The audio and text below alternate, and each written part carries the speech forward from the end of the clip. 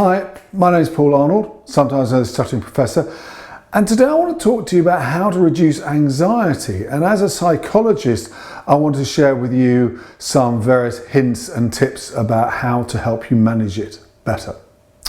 Now look, we clearly live in very scary, very uncertain times, and without a doubt, the level of anxiety we all feel is increasing.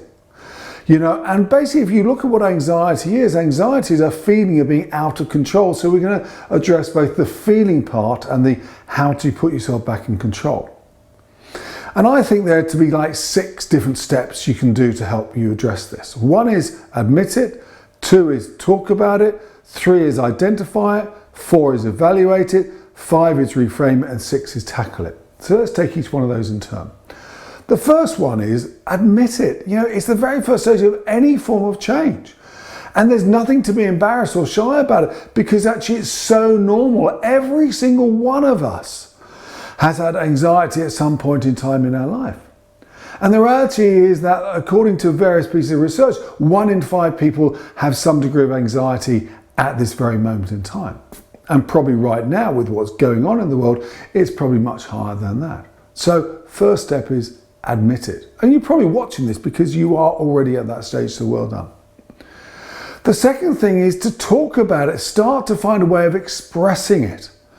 You know, the old phrase about a problem shared is a problem halved. And actually, the more we can actually get to outside of ourselves, the more we can actually start to make greater sense of it all. So actually, I always say, like, so start to write this stuff down. Even if you're not able to talk to other people, just writing it down will help you a long way. You know, and actually, you know, often you can go and look online and find support groups as well, because trust me, whatever form of anxiety you got, there are thousands and millions of other people got the same place to be in, and we could actually learn a lot from them, even if it's just the security of knowing that we're not alone with that same place. And I think actually it's up to all of us to start to recognise that degree of anxiety in others, in our friends, in our family, in our work colleagues.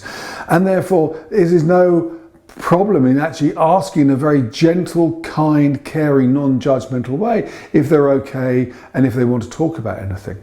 So helping to give them permission to talk about it is probably a really important thing to go and do. So now moving to the third step is about identify, and this is where I encourage you to diarise it, because you will not have this just once. What's it feel like? What are the trigger points? And the more we can understand some of those things, the more we can therefore help to alleviate. And maybe for now, we can start to avoid some of the areas that cause us to have that level of anxiety. It would be a certain person, a certain situation.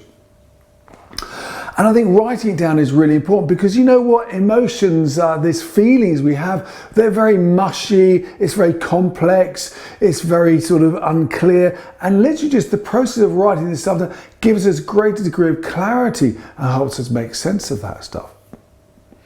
And I also think that what happens with anxiety, often there's a pervasiveness. It just fills our minds and just doesn't go away and doesn't let us go. And in many ways, if we can learn the art of just writing it down, recording it, it gives us a greater chance to temporarily park it to allow us to get on to other things. So we've talked about admitting, we've talked about talking about it, we've talked about identifying it. Now we want to do some reflection, so we want to evaluate it. And we want to reflect upon it, think, is it real? You know, is this level of anxiety we've got at an appropriate level? And sometimes it can be, but sometimes it can be massively overly inflated. And the other really important thing is there anything I can do about it? We sometimes worry about sort of things that are way out of our control. And actually, in many ways, once we start to recognize, look, there's nothing we can do about it, it's outside of our control, it actually allows us to somehow let go of it a little bit more.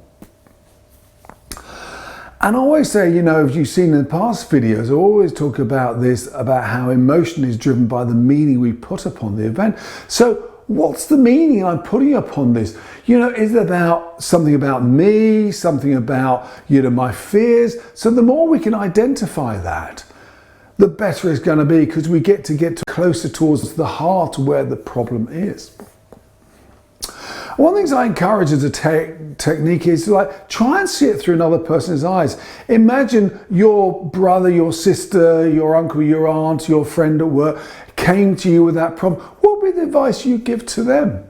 Because often seeing something through different eyes allows you to see it with a great degree of sensibility and allow you to sort of separate things away from what they really are. And in a strange way, and this may not be very nice to think about, but try to go to your fantasy. What's the worst case scenario? What is the worst thing? And actually, if you're brave enough and you're able to do that, often you realize, well, you know, the very worst thing is that. And two things happen. One is you realize, actually, the very worst thing is very, very, very, very, very, very, very, very unlikely to happen. And the second thing is, and even if it did happen, well, it's not the end of the world. So actually, that really helps us to somehow be able to confront it all.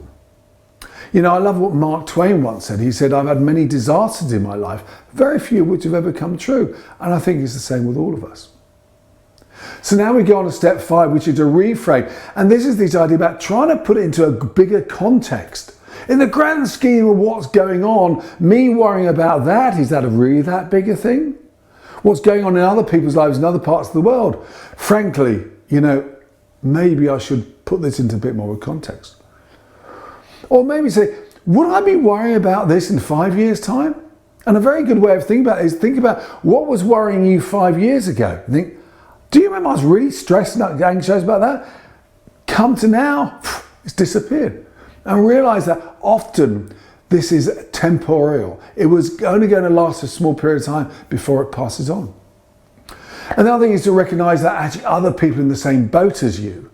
And consequently, that again helps you to sort of see it as like not you struggling alone in this one.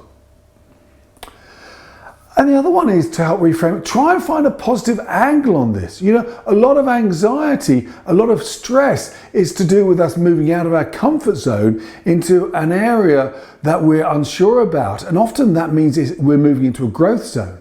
And if we can actually start to battle through some of those emotions we have, we get to massively grow and we get to learn something new. So that's a really important thing to do. And in many ways, you've got to think back when you were a child. When you were a child, we were full of anxieties. You know, and yet what our mum and dad did, they sort of held our hand and they pushed us to it and we went through it and then we were okay about that stuff and we got through it. In many ways, putting that into our minds reminds us about how actually a lot of this stuff is just part of the same process we had as a child as we're growing through the whole full length of our lives. And the last one, number 6, is to tackle it, because sometimes, you know, whilst I really respect that, sometimes we have got to remove ourselves. We've got to go into flight. We've got to deal with it another day is absolutely right because we're not quite strong enough right now. Actually, if we keep on doing that, we only build the fear up about it. And in many ways, we need to build the strategies to actually allow us to tackle it. Because often when we tackle these things, we realize, hey, they weren't as bad as we first thought they were. And actually we grow and we learn a lot from doing those things. So I encourage you to develop action plans. In the coldness of when you're free of the emotion, think about, well, what could I do about it? And you've got to think about, what have I done in the past? How have those strategies worked that I could do that now? And you future pace. You think, if then. If that stimulus happens, I can do that, and allows you to actually tackle it. And know that you're moving into with a greater sense of actually control over that situation. Bear in mind that anxiety is about a feeling of being out of control. So the more you can give yourself the strategy to be in control, the more able and the more confident you are about moving forward into those situations. And break it down into easy chunks. Don't try and do it all in one go. Think, you know what, I'll do the first step. I won't do it all, I'll just do that bit. And then I'll then do that retreat. You know, if you are someone who is agoraphobic, scared of going out, then frankly, you don't suddenly take yourself out into the middle of Oxford Street. What you do is you'd open the front door, you walk to actually the end of the curb. You take it in small little chunks. So it is, we should do the same things. Let's not try and do too much too soon, too quickly. And then I really want to encourage you to build your inner core. of your own resilience in this stuff, about building your circles of excellence. And past videos I've covered this in more depth. But this idea about think of past times that you've been strong, that you've dealt with similar situations, and anchor it. Often I just use a finger and thumb and I store it. They say, yeah, I remember that time. That was really good. I was really strong there. Anchor it. Think of another time. Anchor it. Think of another time. Anchor it. Think of another. Anchor it. So when you're in a situation of high anxiety, when you're being pressured and being stressed, you can trigger that to remind yourself that other times in your life you have dealt with this. So we now move on to some of the softer things. Look, I really respect that if you've got anxiety, often you're living with it all the time and it doesn't seem to go away. You do need to give yourself a break. So doing some exercise to deal with the inbuilt of anguish and stress is really important. Go and do some yoga, some meditation, go walk the dog, do anything, just get out to do other things. And this idea about distraction, losing yourself, and particularly if you can lose yourself in something that requires 100% concentration. So maybe doing those sort of Mandelas is going to be really powerful for you. Or doing something that is a really high craft skill that allows you to master things. It's a really great way of just forgetting about it. I row, as many of you know, and actually I find that's a great sport because actually you've got to focus 110% on moving in time with other people, making sure the blade goes in, all those things, and you can't think about anything else. It's the same with skiing, it's the same with golf, and there are probably many other things that I have no experience with, which is the same. Find one of those and lose yourself in that. And the other thing I encourage you to go and do is have a to-do list. Do lots of things so you can distract yourself. And then have a mantra. I have found that a mantra that always used to work for me is all things must end. So if I am in that, I just know, battle on through, persevere, all things must end. I just know I'm going to get through it. Already helped me in a small way. And calm yourself. Breathe in, through the nose 5, hold for 3, breathe out through the mouth for 5. Calm yourself so you can actually be in a more of a relaxed state to actually take on the issues. And the final thing is, please don't rely on artificial stimulants. They are not going to help. Drinking too much, eating too much, whatever is the thing you're doing is just not going to work because it sort of isn't addressing the fundamental issue. And frankly, if you are in a really caught up state about this, then by all means, please go and seek medical advice. Go and see the doctor. Go and get some temporary prescription. I don't want you to be locked onto medication all your time, but use it to get over the first area. And then go and see a therapist, because often a lot of these anxieties have deeper lying issues that are causing you for right now. So seek to help yourself. Look after yourselves, please. Be healthy, be strong, and smile. Take care. Ciao.